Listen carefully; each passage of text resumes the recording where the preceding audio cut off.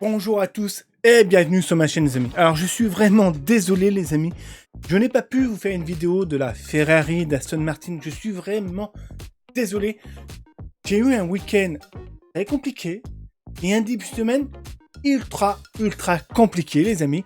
Donc j'ai vraiment pas eu le temps de faire une vidéo, même pas eu le temps d'une minute à moi. Donc là, je viens de débaucher tout juste et j'ai décidé de vous faire une petite vidéo de la Ferrari, mais aussi de la Mercedes. Aston Martin, j'en ferai un peu plus tard. Mais là, on va parler un peu des deux constructeurs. Et qu'est-ce que j'en pense réellement? Eh bien, je donne mon avis tout de suite. C'est parti.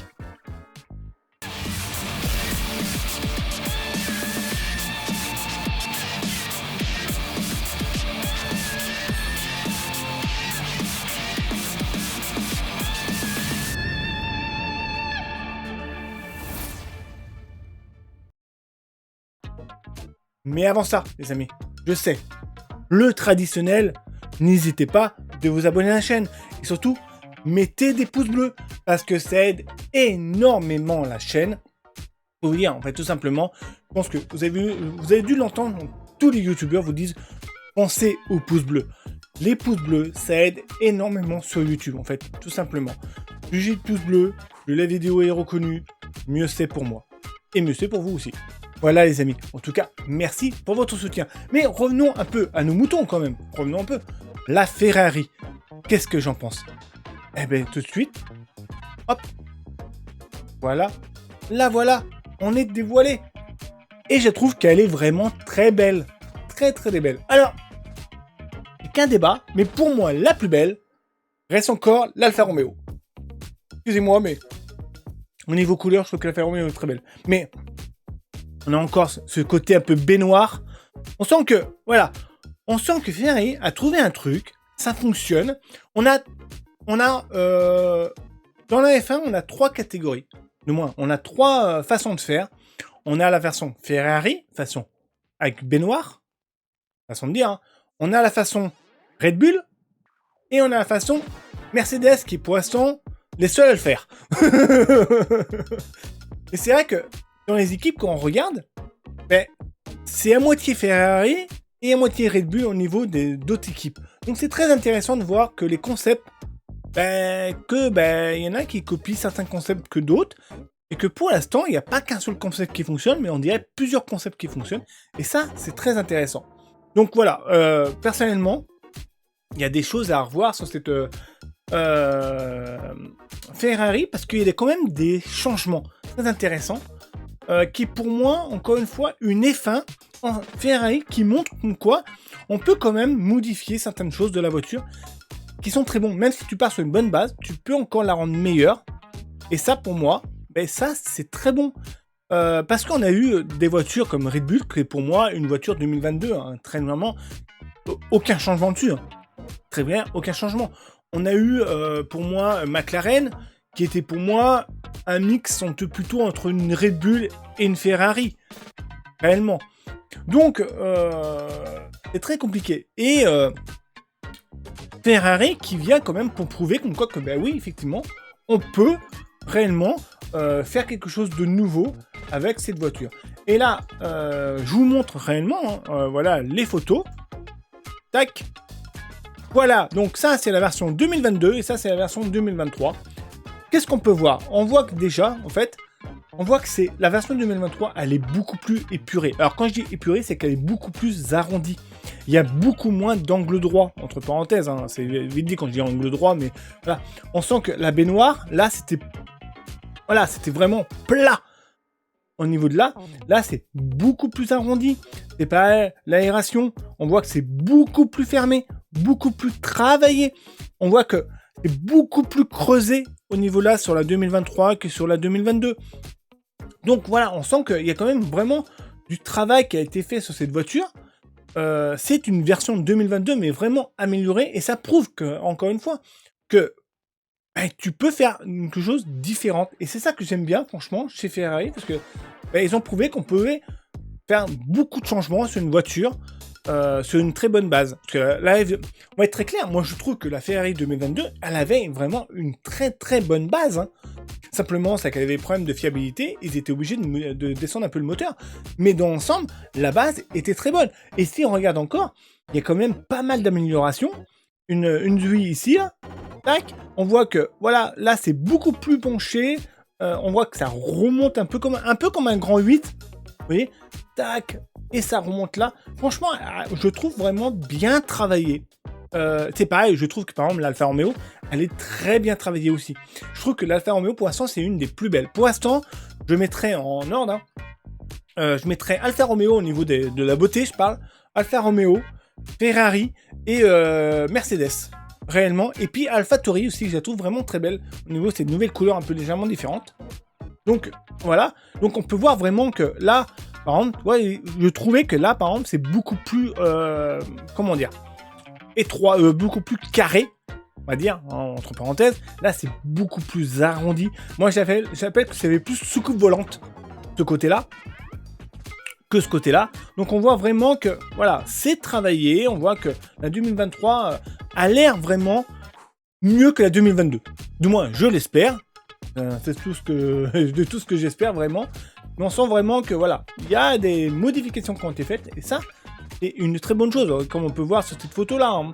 On voit vraiment que c'est quand même différent, que ça redescend là, ça remonte.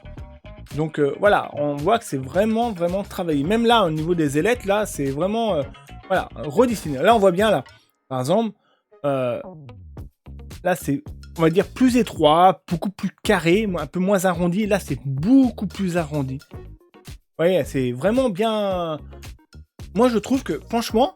la Ferrari, elle est plutôt très belle, vraiment, ce côté-là. Je sais pas ce que vous en pensez, vous, hein, mais moi, je la trouve vraiment très belle. Voilà, c'est vraiment une très très une très belle voiture. Et ça. Maintenant, on va passer un peu au côté... alors, attendez. Hop là, je fais des modifications. Hein, il faut bien. En plein live, le mec, il fait des modifications. Voilà. Alors... Ça y est, on y est les amis. On va passer à Mercedes. Alors, Mercedes, moi ça me fait marrer. Je vais être franc avec vous, Mercedes me font marrer quand même parce que la Mercedes W13 disait « Oh, le concept, on va l'oublier. Oh non, le concept, mon poton, on va l'oublier. Ça ne marche pas. Tout ça. » Et là, qu'est-ce qu'ils nous sortent? Tin. Le concept, hein? On est d'accord. Son ponton. Ah, on va en mettre un peu... Voilà, comme ça.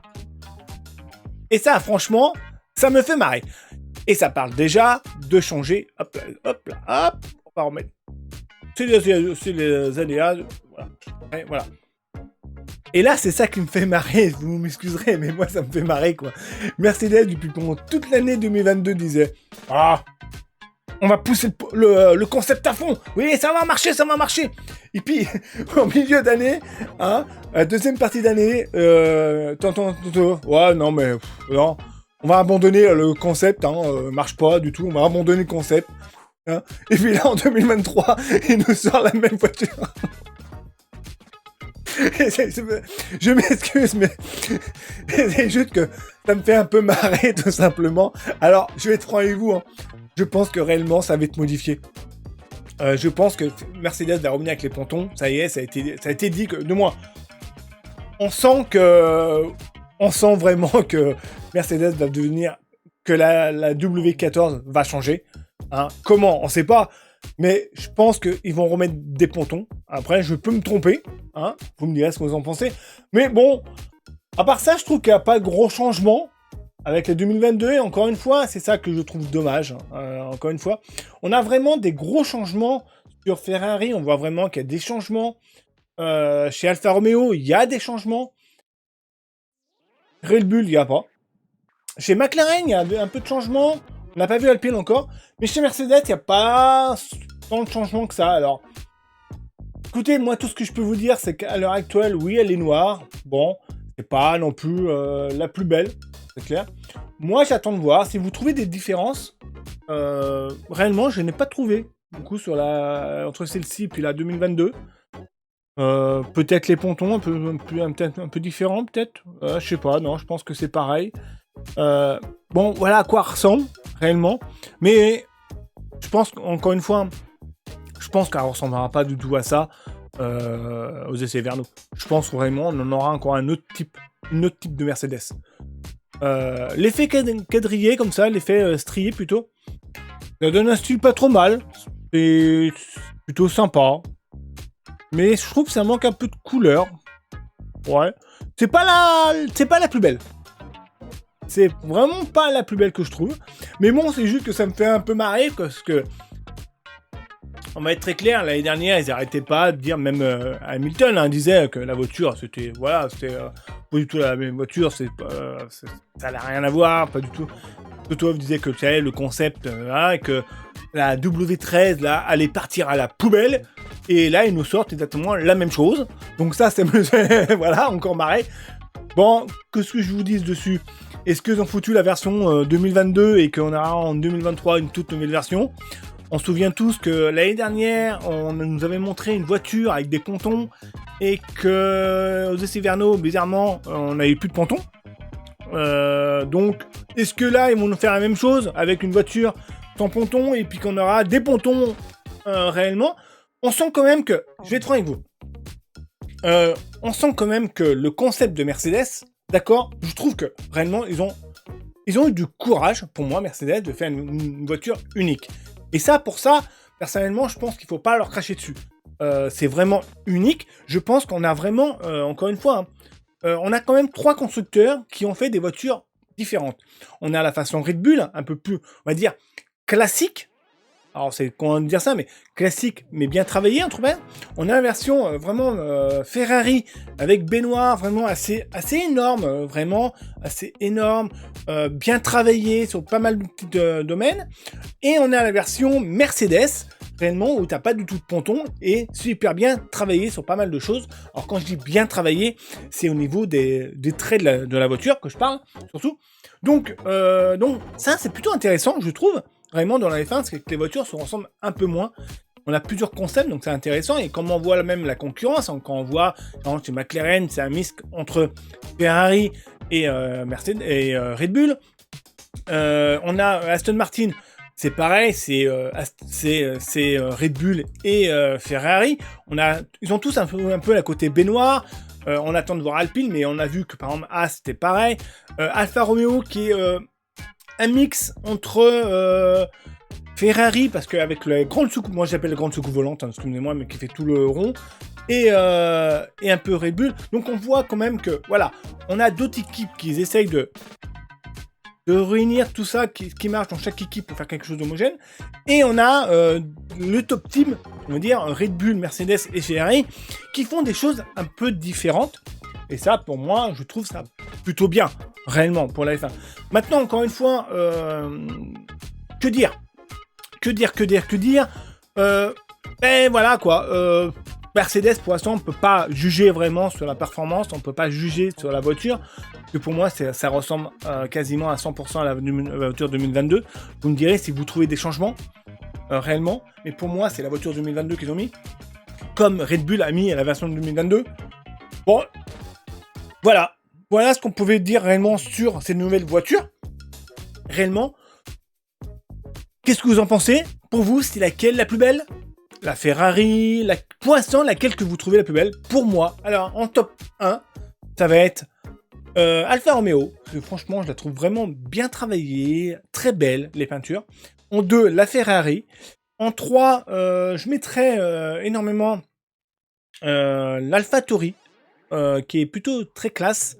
Ses couleurs, je ne sais pas au niveau design, mais au niveau de ses couleurs, je trouve qu'elles sont bien mises, sont plutôt belles. En top 4, je mettrais réellement, pourquoi pas, la Mercedes. La Red Bull, franchement, j'ai du mal à m'y faire. Voilà à peu près ce que je mettrais à peu près dans le truc. Donc, et vous, c'est quoi votre top 5, votre top 1? C'est quoi votre voiture préférée à l'heure actuelle, votre F1 préférée, du moins, que vous trouvez la plus belle? C'est pas parce que je parle vraiment de beauté, réellement. Vous me direz ce que vous en pensez. Dites-moi dans les commentaires. Sur ce, je vous souhaite une très très bonne journée.